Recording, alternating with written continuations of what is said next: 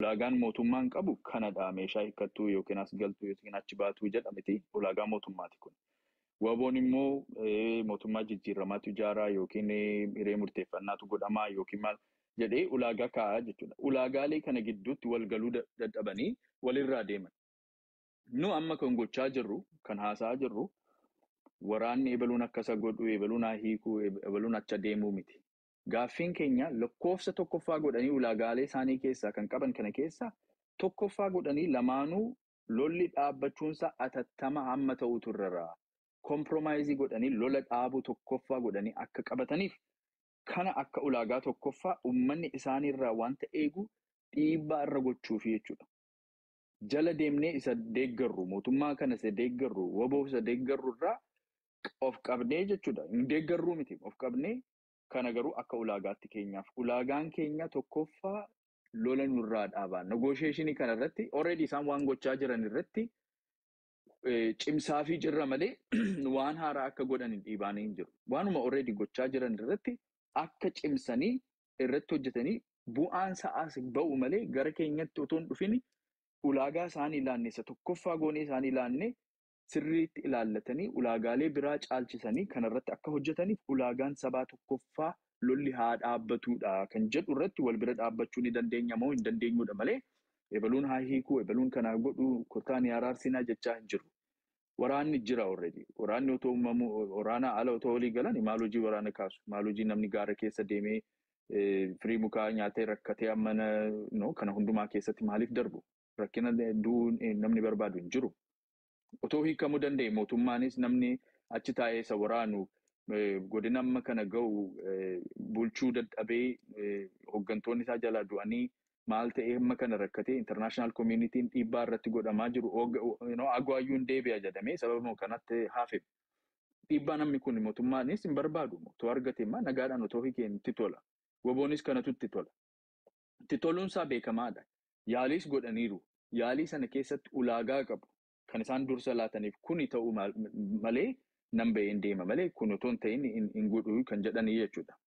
Isaan kaayyoo yookiin ulaagaa isa kaa'an kanarratti nuu ulaagaan keenya ulaabaa sabaaf qabsooftu saba bulchuudhaaf seera sabaa bulchina jettanii akkas olii gad jettu taanaan lamaan keessan iyyuu ulaagaa keessan sirreeffadhaati tokkoffaa irratti lola dhaabuu nuu godhaa. Lolli dhaabbachuunsaa akka malee barbaachisaadha. Nuyiif uummataaf sabaaf nuyiif gaafa jedhu ayyaanaadhaaf. Miti jechuu dandeessu because ayyaanaan lolli deemee dhaabbatee bilbila koo cufeennaan hin beeku iyyuu eenyu akka du'ee fi eenyu akka ajjeese because biyya alaan jiraadha biyya namaan jiraadhaan amma sana directly affect nan godhu yoo baay'atee gargaarsa maxinnoon godha malee anaa wajjin directly nan tuqu garuu maaliif hin tuqu maatiin qabdu maatii kee dhufte hin qabdu nan qaba sansiin jedhama nan qaba sansiin ayyaanaan siin jedhama akka nama tokkotti anaan directly nan tuqu. Garuu achirraa gaafan deemu maatii kooti Oromoon guutuu maatii kooti. Isarratti immoo ijoollee obbolaan koo durbiin koo maatiin koo achi jira. Maatiin sun na jalaa miidhamaa jira. Oromoon koo na jalaa miidhamaa jira. Akka sabaatti sababni kun sababa atattama barbaadu sababa boriif buluu danda'u sababa kaayyoon tokkoyyuu isa dursuu danda'u miti number 1 keenya tokkoffaan keenya. Lolli haa dhaabbatuudhaan lamaan keessaniyyuu kana fudhadhaati galaa gara marii gaafa galtanidha. Tokkoffaa waati kan jedhu maal gochaa jirra isa jedhu. Lammaffaa warri isaaniin araarsuu yaalanis dhiigaadfaa we'll try anima Twitter irratti kan barreesse tokko jedha. We'll make maal jedhanii optimistic jedhanii barreessan. Please stop being optimistic and be rigorous in making this happen jedheen barreesse. Maal jechuudha? Optimistikii fi gaafa ta'e haa ta'u jechuun keessan dhiisaati. Adaraa keessan isinis dhiibaa uummanni keenya waan hundumaa caalaa kana barbaada. Gargaarsa keessan, siyaasa keessan, waan isin gootan optimizimii keessan caalaa kuni waa'ee lubbuu ijoollee keenyaati. Atattamaan kana nuu godhaa jechaa jirra.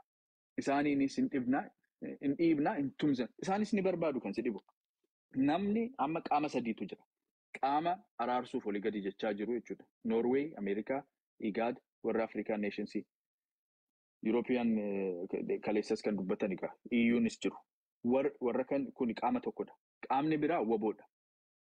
Qaamni sadaffaa mootummaa Itoophiyaa, mootummaa Oromiyaa PPdha.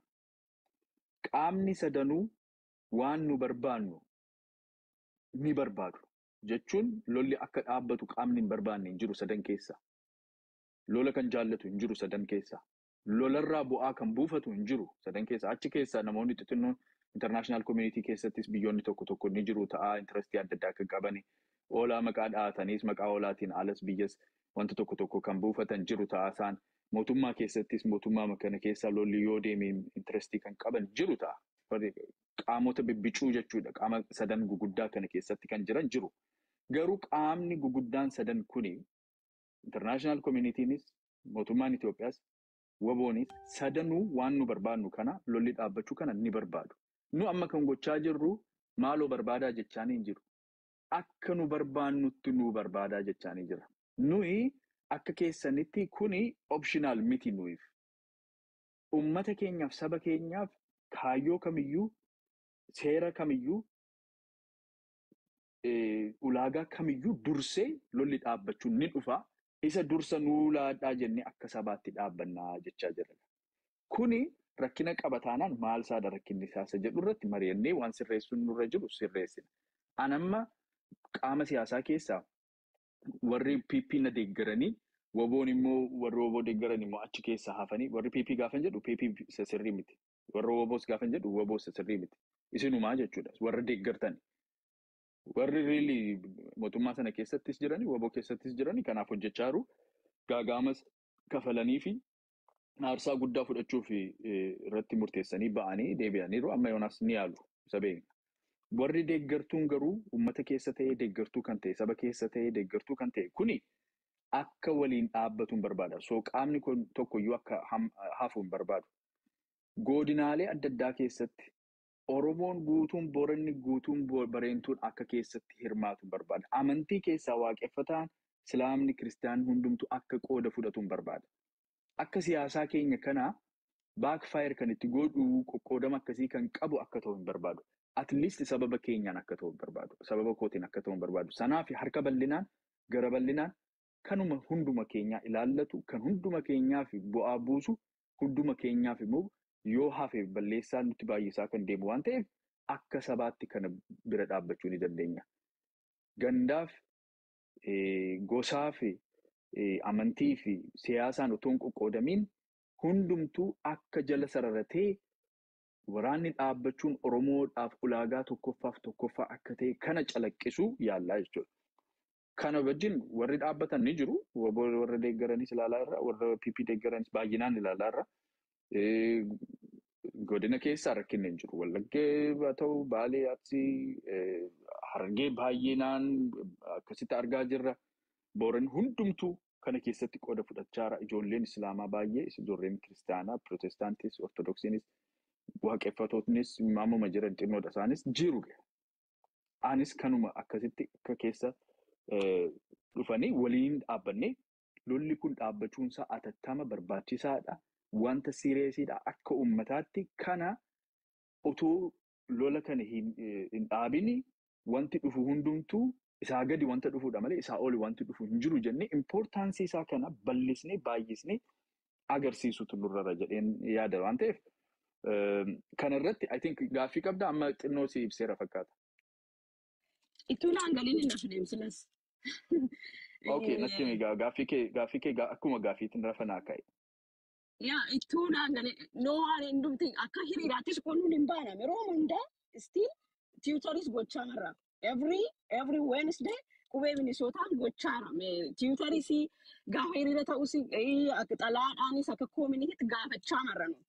Sigalee garuu mootummaan akka dhaabu gaafattu miti isin. Mootummaan akka lola dhaabu gaafattu miti. Eeka. Of course. Okay, qaama tokko deeggartu kaasan. Qoyga. Mootummaan kuni amma kaleessa akkas ture waboon ati hubattamani akka har'a teebilirra taa'ee ture waboon.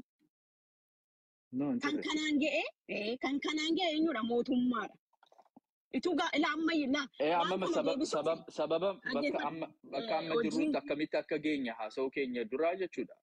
Addummaan isaa akkasii galuufi. Isin kan gochaa jirtu.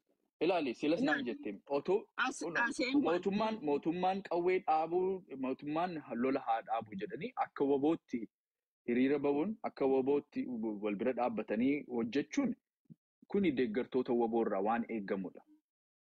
Akka Oromootis qe'ee Oromoo gubachaa qe'ee Oromoo badaa'eera. Hold on. Qe'een Oromoo Communitiin by gubachaa the way kan jiru sababa wabootiin jedhanii warra amanan immoo jiru. Sababa wabootiin uummanni keenya dararamaa jira. Balleessaan harki guutuu waboodha jedhanii immoo warri PP deeggaran ni dubbatu. of course inni jira.